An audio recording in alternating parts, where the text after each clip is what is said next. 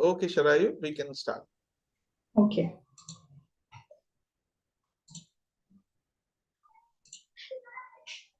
Hello, namaste. Very good morning, good afternoon, and good evening to all the brothers and sisters who are joining not only from India but also from abroad. On the behalf of Indian section and Young Indian Theosophist, I, Sharayu Agdev, welcome you all to the third day of 3 weeks lecture series. So, before that, let us start with our universal prayer.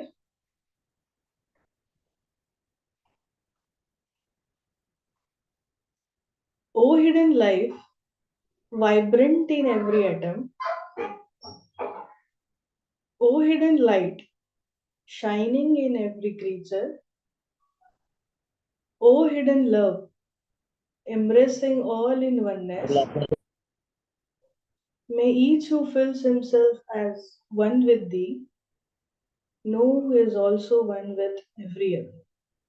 Shanti, Shanti, Shanti.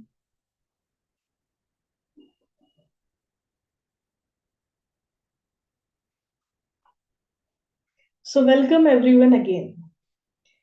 So, today is the last day of our 3 weeks lecture series. And today's symposium has three Adya pamphlets, which are divided among three speakers.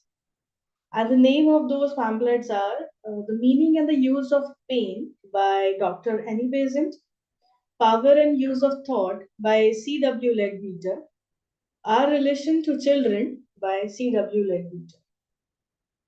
So we studied these pamphlets under the guidance of mentor Sister Manjusha Wankhere from Amravati and Brother Milind Joshi from Nagpur.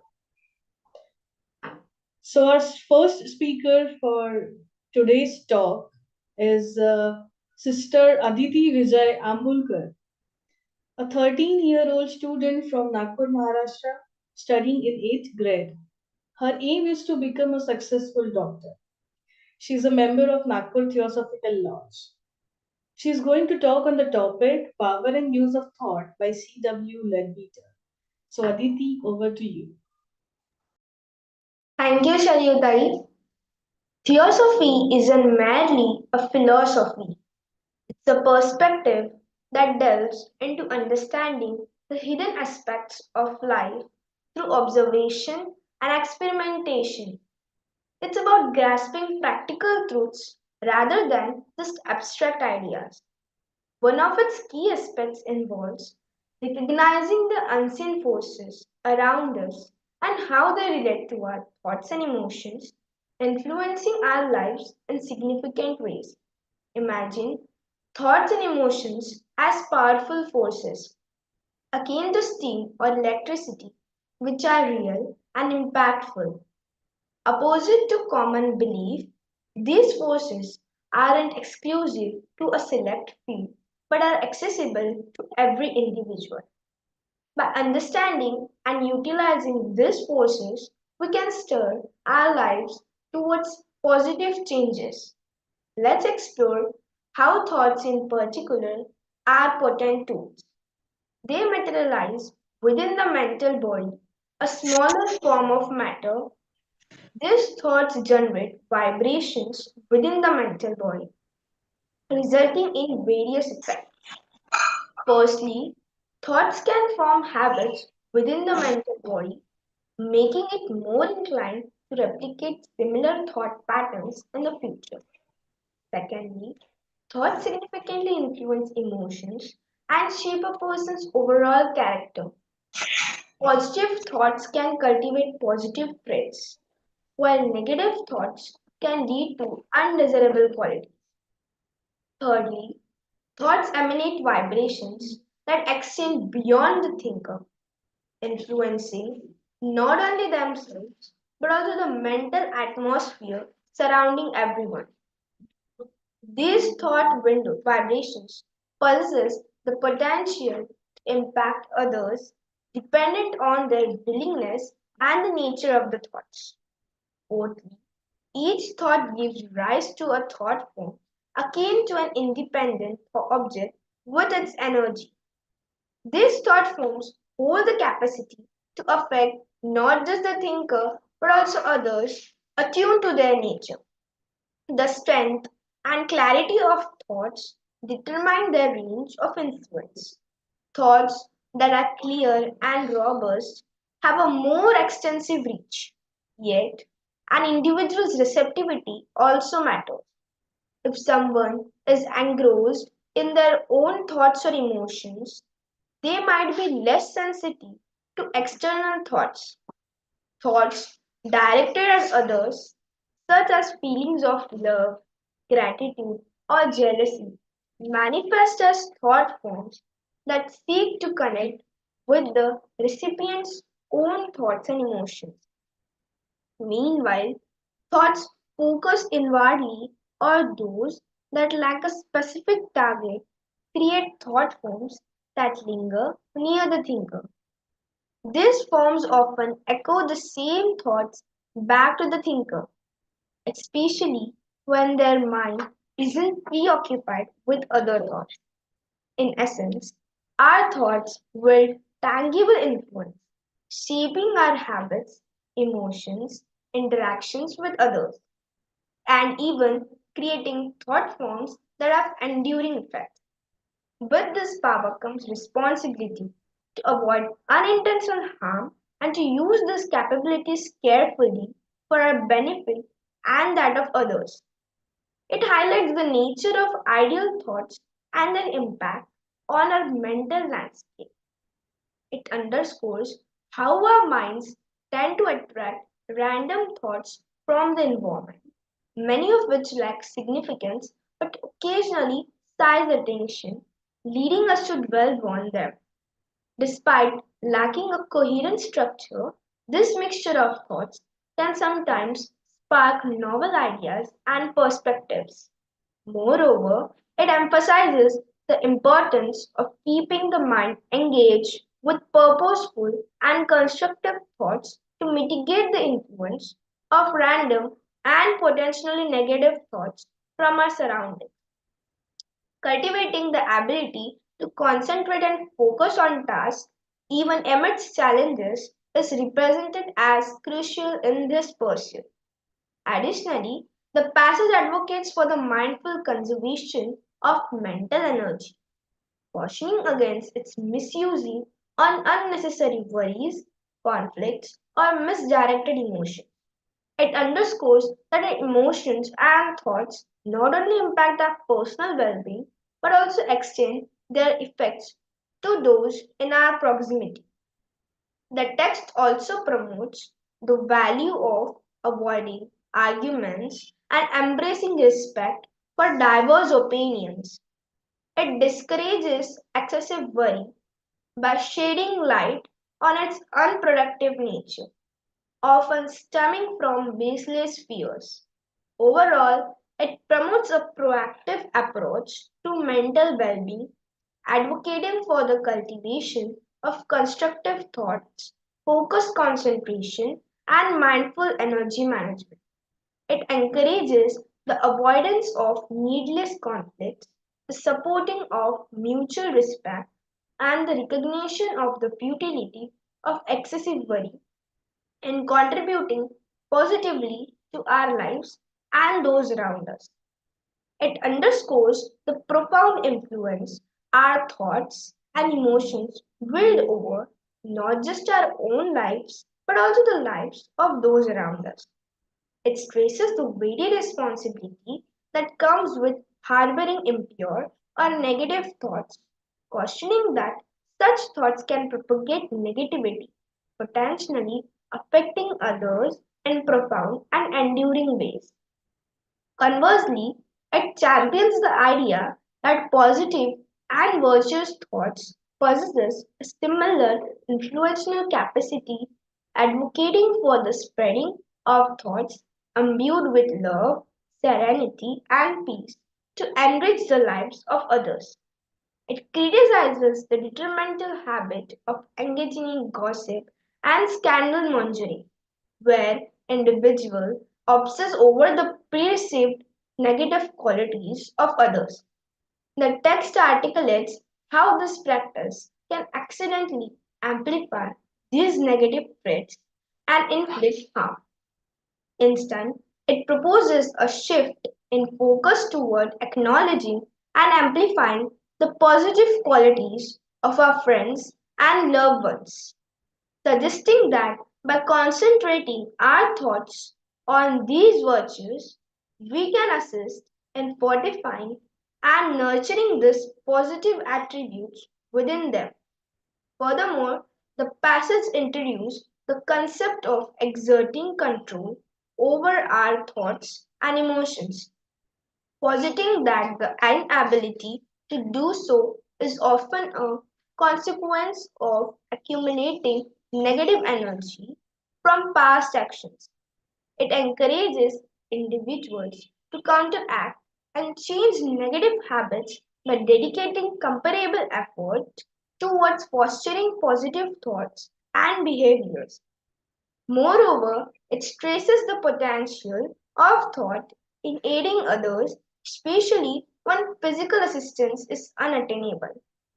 It underscores that the impact of these compassionate and supportive thoughts transcends the limitations of the physical realm, extending their influence into mental and astral planes.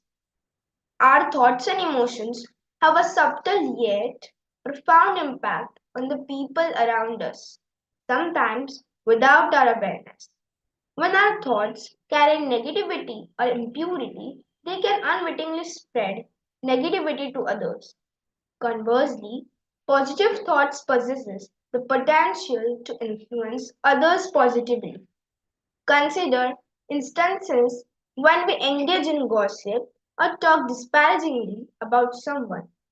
Such actions tend to highlight the negative aspects of that person in their own mind. This, in turn, may lead the person to exhibit more of those negative qualities. Therefore, it becomes crucial to focus on the positive attributes of others and maintain a positive perception of them. When our friends or acquaintances exhibit flaws or negative habits, instead of fixating on those shortcomings, it's beneficial to concentrate on their virtues. Sending positive thoughts their way can serve as a supportive means to aid them in their personal growth and improvement. Oftentimes, individuals believe they lack control over their thoughts or emotions. However, this belief is inaccurate. If negative habits have taken root over time, it's typically because we did resist them when they first arose. Yet, by channeling as much effort into cultivating positive thinking as we previously did into nurturing negative thoughts, change becomes achievable. Furthermore, the text highlights the notion of aiding others through our thoughts. When someone is undergoing distress or hardship, even if we are unable to offer tangible assistance, we can extend comfort and positivity through our thoughts. These positive vibrations have the potential to reach them on a deeper level, transcending the physical barriers. Ultimately, this perspective emphasizes the significance of our mental outlook and emotional disposition in shaping not only our own lives but also influencing those around us. By fostering positive thoughts, concentrating on the strengths of others, and extending empathy and comfort through our thoughts, we can significantly impact the world in a constructive and uplifting manner. This suggests that for someone not used to these ideas, it might be hard to believe that their thoughts can influence others. However, many people who regularly practice sending positive thoughts see the evidence of their success over time, which removes any doubt. It encourages everyone to make it a part of their life to help those they know and care for, regardless of whether they are living or deceased, as the absence or presence of a physical body doesn't affect the impact of thoughts on mental and astral aspects. By consistently practicing this, it highlights that great good can be achieved. Additionally, it emphasizes that by using our abilities for positive efforts, we not only develop ourselves but also contribute to the betterment of the world. This suggests that every interaction we have with others, even brief ones, presents an opportunity to help. People who follow the principle of theosophy believe in spreading positivity by silently and quietly doing good deeds for everyone they encounter. They believe in the power of sending out kind and helpful thoughts to others. The text emphasizes that such positive thoughts never go to waste and always have an impact, even if we may not witness the immediate results. It compares these thoughts to tiny seeds that we sow along our journey, and although we may not know what they will grow into, they have the potential to bring forth positive outcomes. Thank you. Thank you, Aditi. Thank you for an engaging and informative presentation. Your insights were truly valuable. So I'll outline the key takeaways from Aditi's talk. She told us theosophy goes beyond philosophy, delving into hidden aspects of life through practical observations.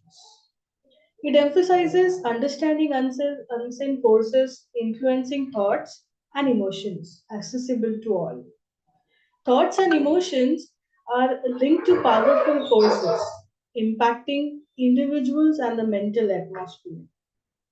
The power of thought lies in their ability to form habits, shape character, emit vibrations, and create thought forms that influence both the thinker and those in tune to their nature.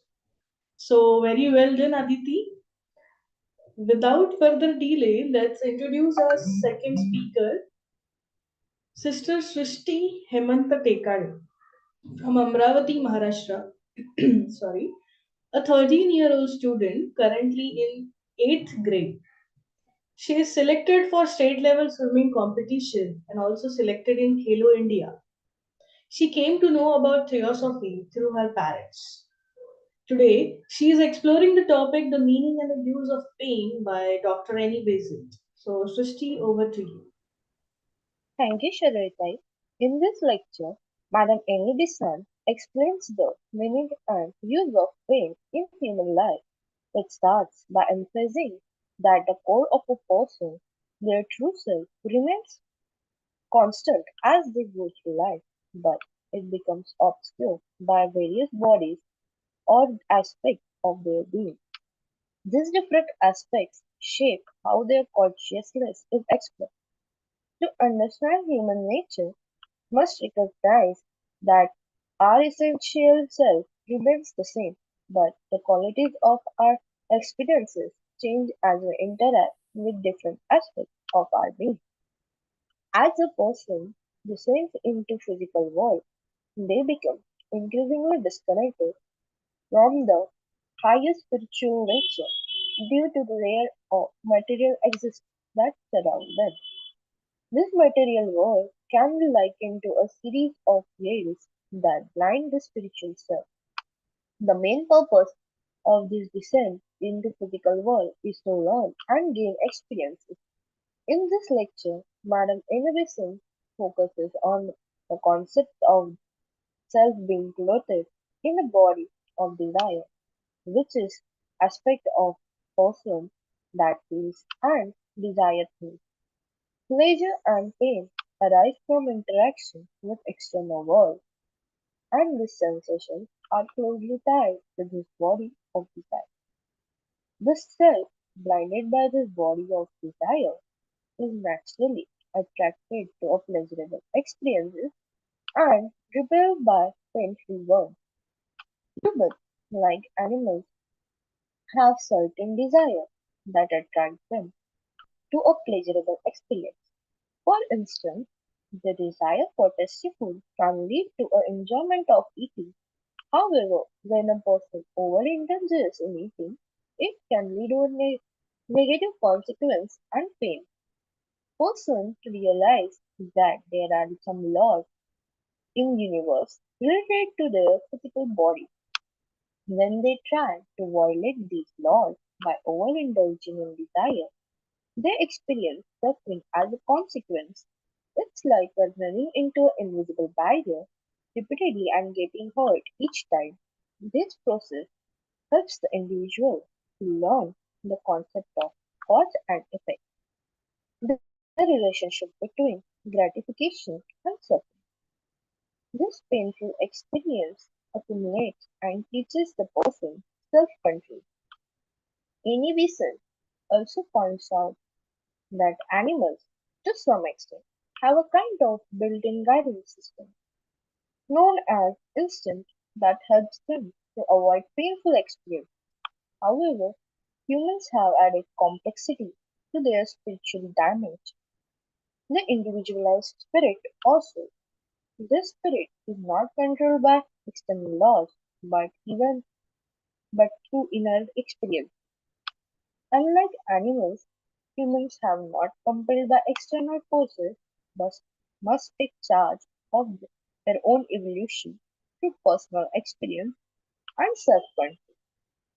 This is because the human spirit has become individualized through their mind and other accumulated experience of reincarnating. Soul plays a significant role in human evolution.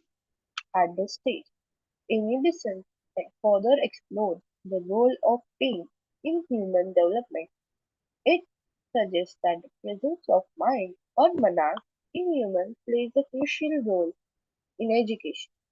The mind enables humans to remember, compare, and establish the connections between. The ability allows humans to take an active role in their growth and their evolution, rather than being passive participants in the natural order. It allows them to become conscious builder of their own destiny. Now, here we highlight the educational aspects of pain.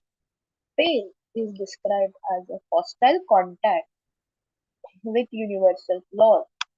Pain serves the purpose of imparting these laws and guiding the lower nature through reasoning and intelligence. Desire is seen as a force that draws the soul back into rebirth and cause manifestation of the universe. Desire leads to the outward, to the external world. The soul education involves going out into the external world, gaining knowledge, losing its attachment to external, and carrying the acquired knowledge inward. However, if the object of desire remains perpetually desirable, the cycles of deaths and births will continue endlessly. Human perfection is not the ultimate goal, but a preparation for higher cycle of existence. To achieve this, desire must gradually change and ultimately vanish. The soul must learn to find everything in external world except the eternal, desirable to get rid of desire.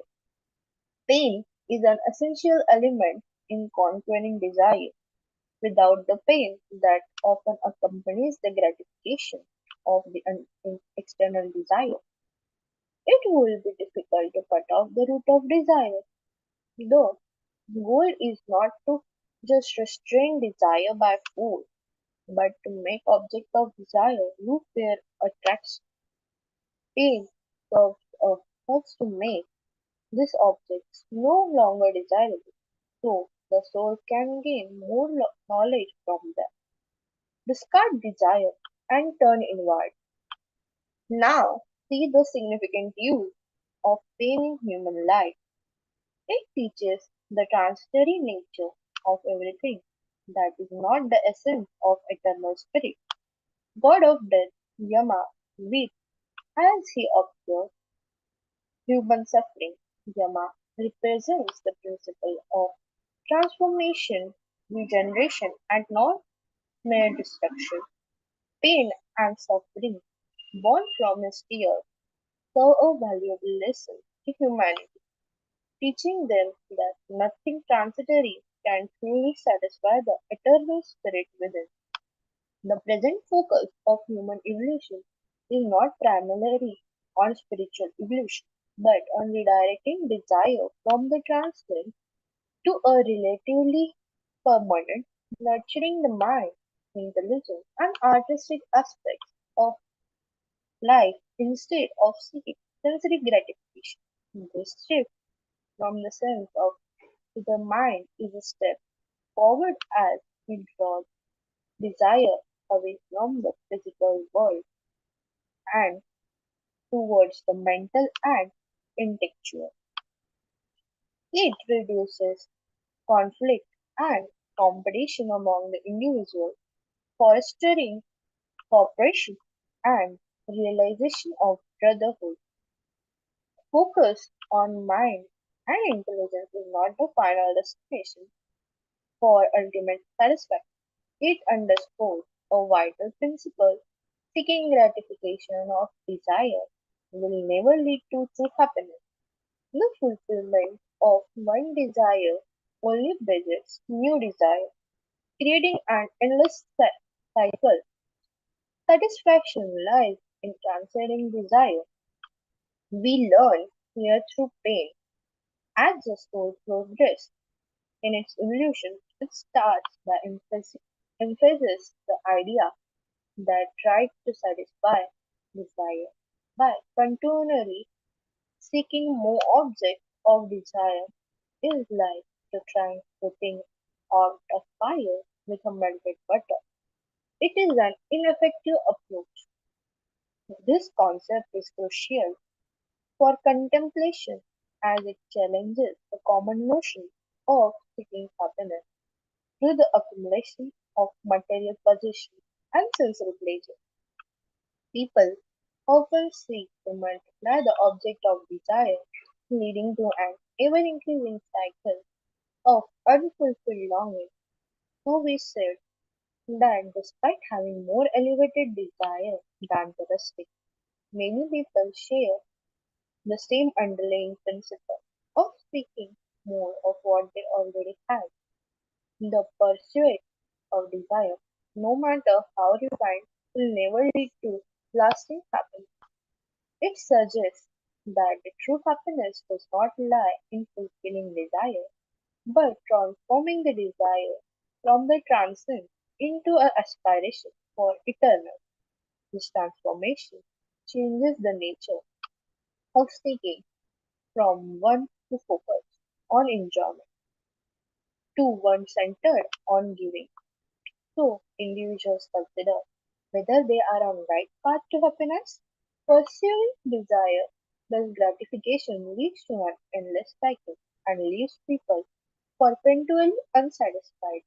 True bliss can be only found by understanding that material possession and sensory pleasure are transient, and the soul must shift its focus from this to eternal. As a soul gradually realizes the futility of seeking happiness in external world and experiencing this pain and dissatisfaction, it begins to turn inward and upward. The soul transitions from seeking satisfaction in outer objects, the senses, and the mind to seeking inner peace and satisfaction. This marks a significant shift in soul's evolution. Here, we learn more inner lessons where the soul begins to differentiate itself from the body of desire and even the mind. Despite this, it still feels pain originating from within when it comes into contact with feelings, thoughts, and judgments of others. The soul recognizes that the pain does not come from external objects but from within itself. Pain indicates the imperfection and connection to lower nature. That is not their true self. The soul remains learns to use pain as a tool rather than being controlled by it. Pain becomes an instrument that soul uses to shape its own personality, to strike at personal weakness, and to transcend the conflict of worlds. We take an example of great and liberated soul called Maso, who works selflessly for world despite facing criticism and slander. This advanced soul, having transcended their personal desire and weakness, use pain as tools to cut away their own personal limitations, remaining serene and untroubled amid worldly conflict. They bestow blessings without expectation and respond to criticism or insult with pity and forgiveness. Master does not possess a personality that can be hurt by this judgment. Instead, they understand that misconstruction harms the individual who misses it, not the master themselves. Pain, in this sense, becomes a means to reveal the weakness of one who gets inflicts in on others. As the soul evolves and grows towards the light, it uses pain as instrument to remove personal weakness and blind spots. Pain is welcomed as a warning sign that points out areas of danger, leading to self-improvement. Pain serves another purpose when chosen by free and strong soul who aspires to live for others. These souls select pain as means to learn endurance, patience, and strength. They understand that facing adversity and enduring challenges is the pathway to inner growth and self-mastery.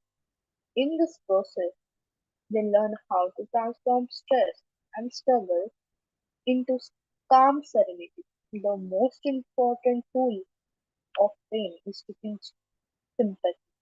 Even the strongest soul must learn compassion to ensure that power they possess is used for the betterment of others rather than causing harm. Pain helps these souls develop empathy and compassion, enabling them to heal the pain of others.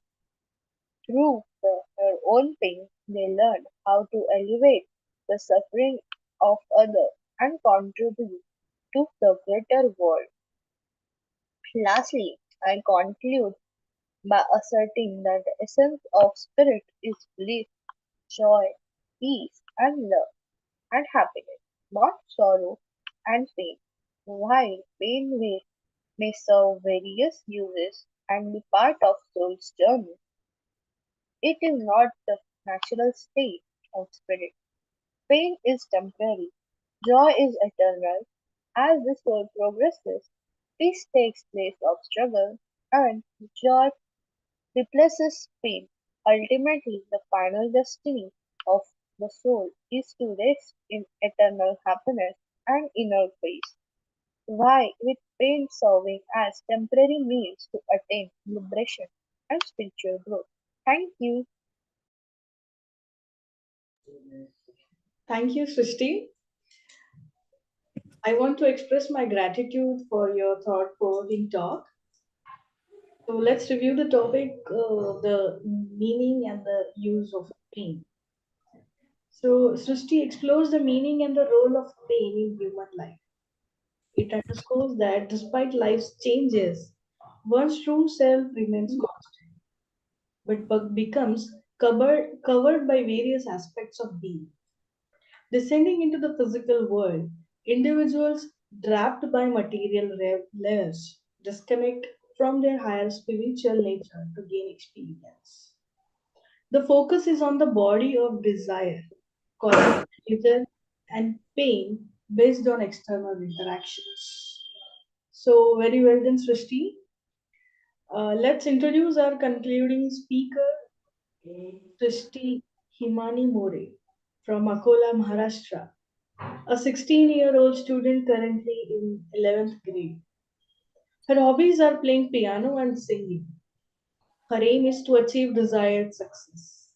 The topic is Our Relation to Children by C.W. Ledbetter. So, Himani, over to you. Thank you, Shrushti. Hello. The soul of man is immortal, and its future is the future of things whose growth and splendors have no limit. With this wonderful thought, I, Himani More from city Akola, Maharashtra, presenting before you a short view of a pamphlet, Our Relation to Children by C.W. Leadbeater. It cannot be denied that from the theosophic standpoint, the subject of our relation to children is an exceedingly important and practical one. During their childhood and growth, we cannot but feel, if we think at all, that a tremendous responsibility attaches to all of us who are in any way connected with children, whether as parents, elder relatives, or teachers. It is well, therefore, that we should consider what hints theosophy can give us as to the way in which we can best discharge this responsibility. Many a man or woman thinks of children only as noisy, dirty, greedy, clumsy, selfish, and generally objectionable, and he never realized that there may be a good deal of selfishness in this point of view, that in any case his duty is not to widen the chance between them and himself by adopting an attitude to dislike and distrust, but rather to improve the position of affairs by judicious kindness, heartly patience, friendliness, and sympathy. Affairs which we find existing in some Oriental lands, that there is no country in the world where children are so well and so sensibly treated, where the children's relation with their elders are so completely satisfactory.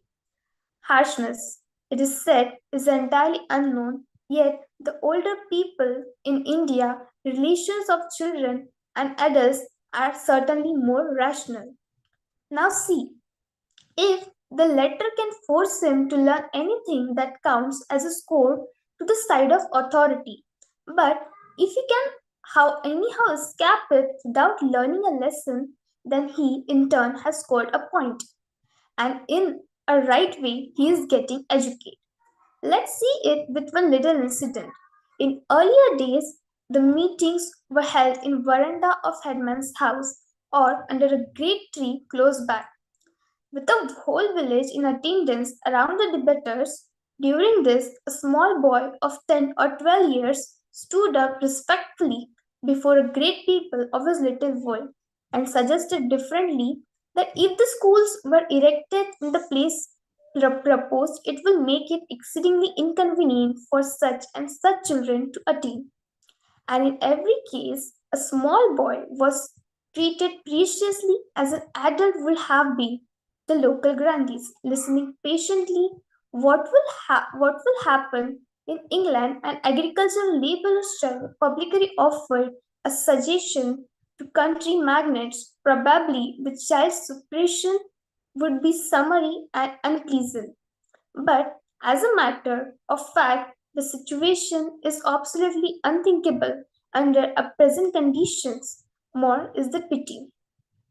This makes us understand how different the position of children really is in a Oriental race.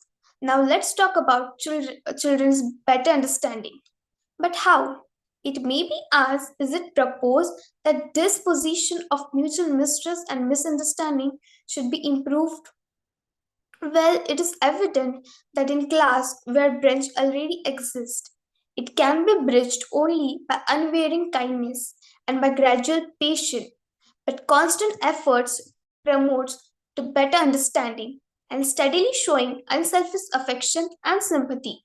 In the fact, by habitually putting ourselves in child's place and trying to realize exactly how all this child's all this matters appears to him, if we who are adults had not so entirely forgotten our childish days, we should make for greater allowance for the children of today and should understand the deal with them much better. This is, however, very empathically one of the cases in which the old proverbs holds good, which tells us that prevention is better than cure. If we will but take a little trouble to begin the right way in with our children from a very first, we shall be easily able to avoid the undesirable state of affairs which we have been describing. And this is exactly where Theosophy has many valuable hints to offer to those who are in earnest in willing to do their duty by young ones committed to their charge. Now, when it comes to the shaping of child's future, the molding starts from the childhood. If the physical body of a child is this plastic and readily impressible, his astral and mental vehicles are so far. They are eagerly receptive with regard to all influences, whether good or evil, as in their early youth they are easily molded. They very soon get set and stiffen to acquire definite habits, which, when once firmly established, can be altered only with great difficulty. When we realize this, we see at once the extreme importance of surrounding in which a child passes his earliest years and the heavy responsibility attached which passes in earliest years and a heavy responsibility which rests upon every parent to see the conditions of child's development are as good as they can be made. The little creative are a clay in our hand to mold almost as we will. Moment by moment, the germs of good or evil quality brought over from the last birth are awakening into activity. It rests with to awaken the germs of good, to starve out the germs of evil to a far larger extent than is ever to realize by even the fondest parent the child's future is under their control. That is the result which it is in your power to produce your child if you will do your full duty by him. Such a specimen of humanity you may make him if you will but take the trouble. Theosophy plays a wide role here. The word should be said in conclusion upon the subject of religious training that their children need something to take a place filled in ordinary education by religious training have yet found is almost impossible to put theosophy before them as to make it in any way intelligible to them. Some have even permitted their children to go through ordinary routine of Bible's lesson, saying that they did not know what else to do, and that though much of the teaching was obviously untrue, it could be corrected afterwards. This, however, is a source which is entirely indefensible. Let's talk about physical training and purity. Do not forget also that the physical training of the child is a matter of the greatest importance, and that the strong, pure, healthy body is necessary for the full expression of the developing soul within. Teach him from the first the importance of physical purity, that he may regard his daily bath just as much as integral part of his life as his daily food. As a parent teaches the child, he will also oblige to set an example. This is in other things, and so the child will thus again civilize his elders as well as improve himself, and he will delight in their beauty instead of longing to chase or destroy them. Children, this strain will grow up into men or women, recognizing their place in evolution and their work in the world, and each will serve as a fresh center of humanizing force, gradually changing the direction of human influence on all over his things. If thus we train our children, if we are thus careful in relations with them, we shall help on the ground work of evolution only their egos, but not those of many millions yet to come. These truths, which are as great as is life itself and are as simple as the mind of man. Thank you.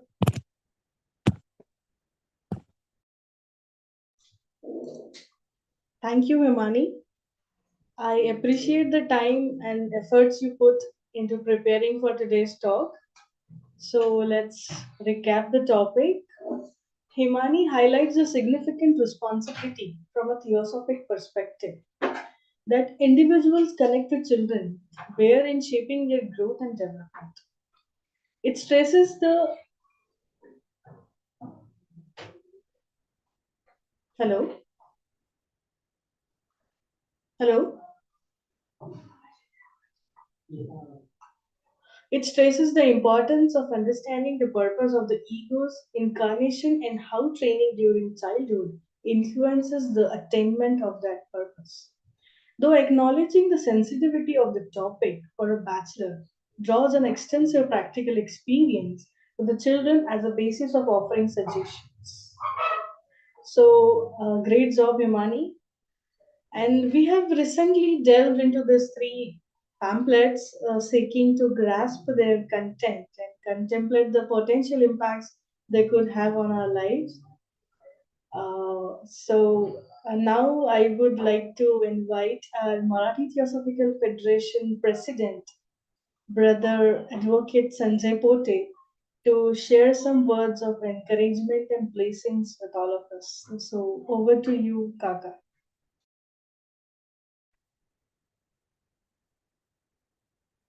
Good morning. Good morning. Am I audible? Yes, yes. Yes, sir. Thank you very much, Indian section, for providing online platform to the young lecturers of the Federation. I specifically take two names, Mr. Milen Joshi and Manjusha Thakre, professor, and their colleagues,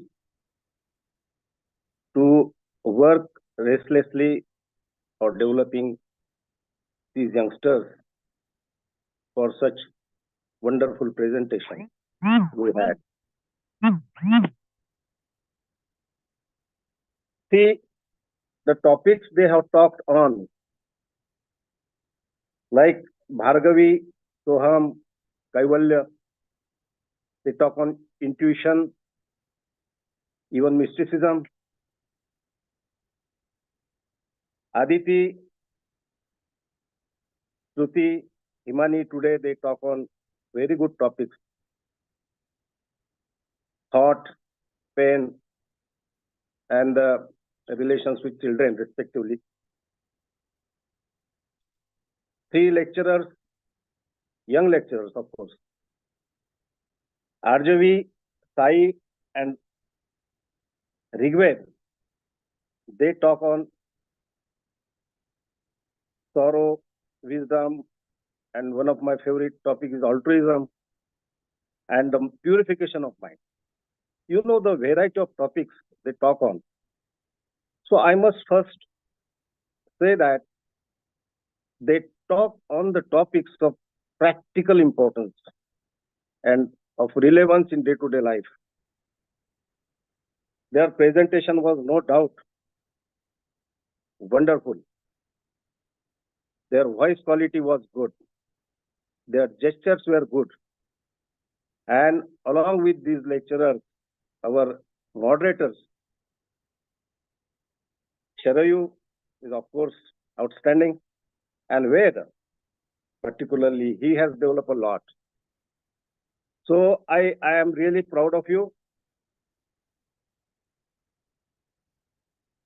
The admiration is not only verbal or by words, but they will be given the gifts by their coach, their guides, as well as Marathi Theosophical Federation is going to give them the certificates of the outstanding presentations.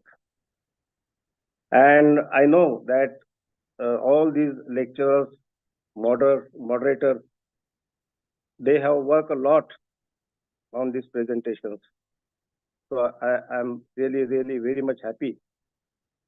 And I'm blessed to be the audience during their presentation.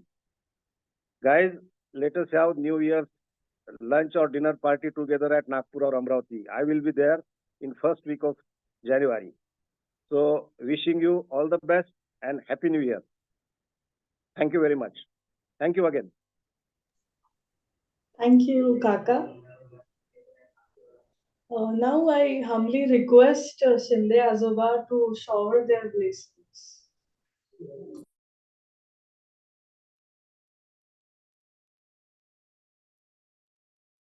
Okay, thank you, Shreya Vagdev. You have conducted very nicely, prepared nicely, and also did very well. All the three speakers were done very well.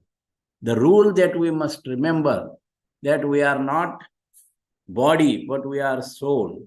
And you gave very good information about the thought power, and the significance of pain. Yeah, pain is to the physical body, but this pain is experienced in life by all plants, animals, and human beings. But suffering is confined to human being only. So you think deeply on this also, pain and suffering, how they help us to grow. Very nicely explained. I must congratulate you and wish you all the best in future. Very nice thoughts you have put before us to contemplate. Thank you very much, and my good wishes to you all from Adair. Thank you, Azoba. Now, as we conclude, so now before we conclude, I want to express my gratitude and invite Shikharji to offer their blessings to the symposium.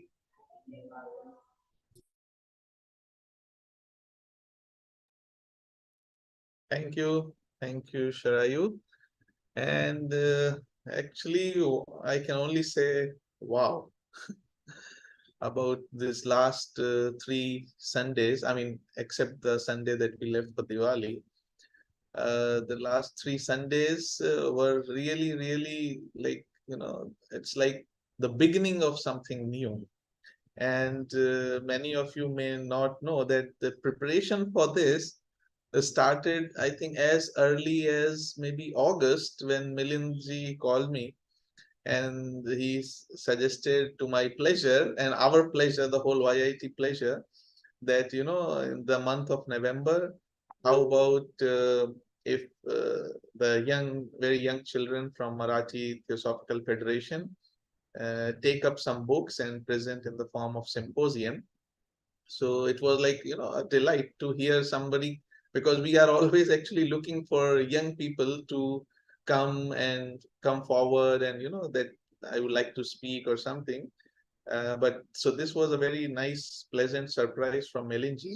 And then the process started. And as Sanjay ji already have shared, that Melinji and Manjusha ji in the background and in the backdrop of that summer camp that you all had in Amravati, I guess, that contributed to it also. So, and I think that's the having such a president as Mr. Sanjay Pote at the helm of affairs, always encouraging, pushing, and trying to do new things.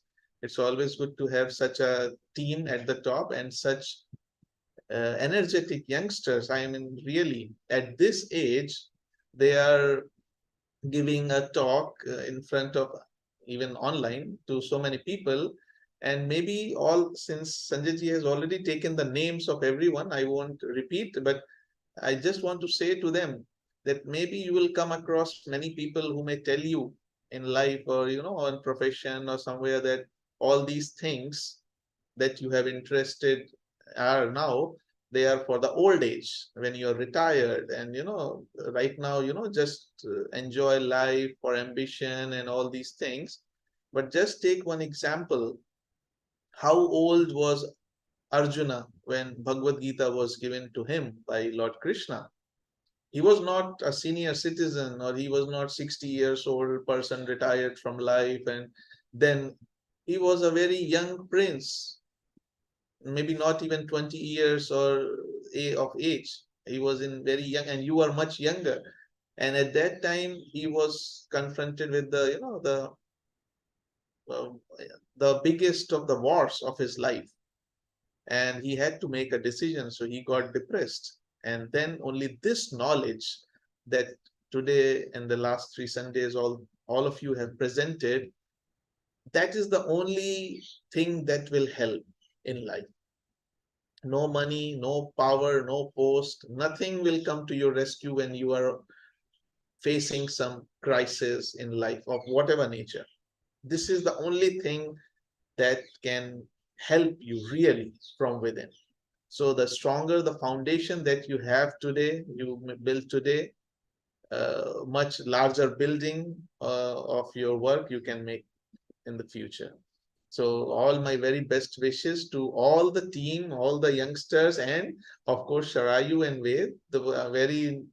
Such a nice moderators conducted the meetings in such a uh, like smooth manner that no hiccups, nothing, and everything went well. Thank you again, the whole Marathi Theosophical Federation, Sanjay ji, Milind ji, Manjusha ji, Shirayu, Ved, and all the speakers, 9 speakers. I should take name.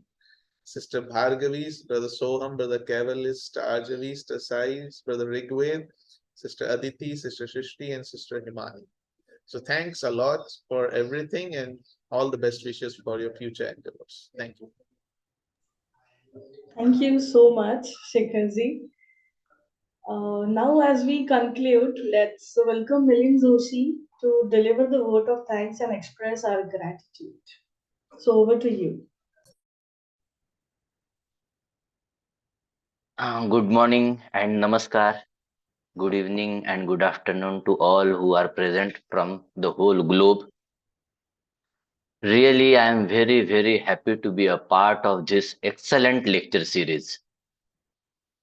Again, Sister Manjusha put responsibility on me to offer vote of thanks.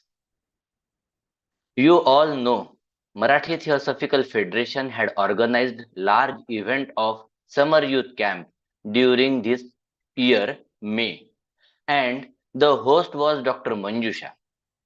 From 71 participants, she has selected these 11 jewels and present before you all. I express my gratitude to Dr. Manjusha for proposing this idea of November lecture series with these 11 exceptional individuals.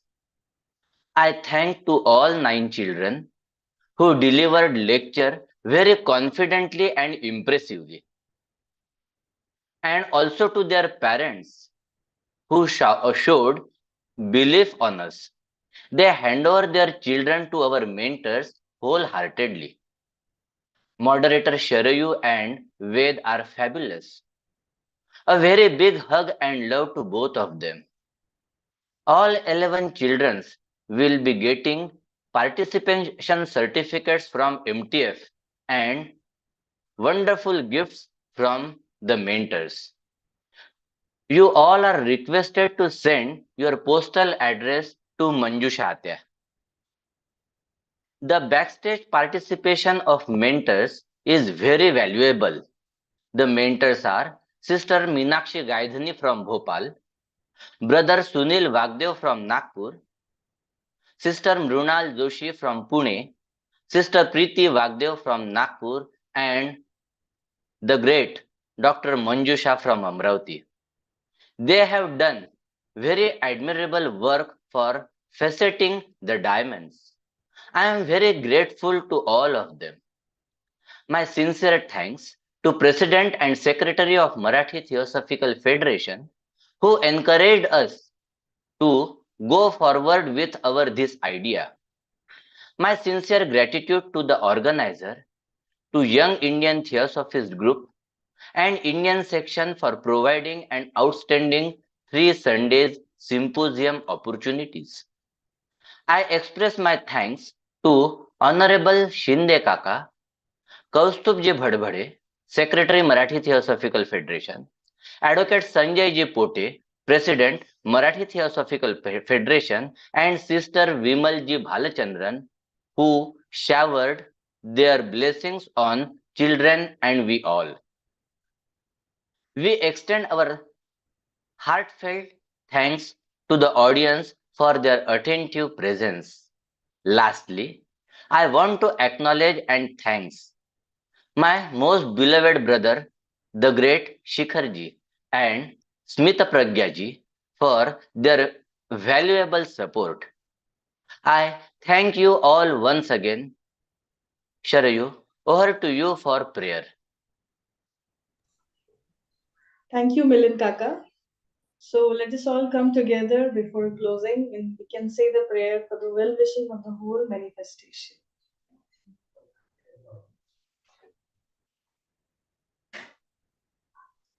Om Asatoma Sadgamaya Tamasoma Jyotirgamaya Mrityorma Amrutam Gamaya.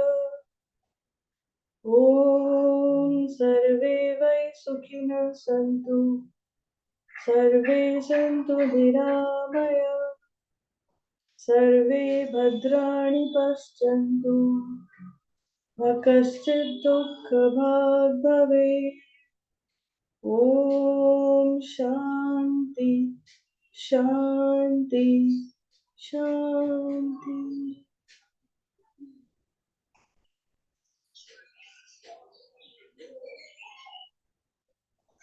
Thank you, everyone. Have a great Sunday and a week ahead. Thank you, everyone. Ending the meeting now. So see you next Sunday again, same time. Hello. Yes, Sanjay. You want to say something?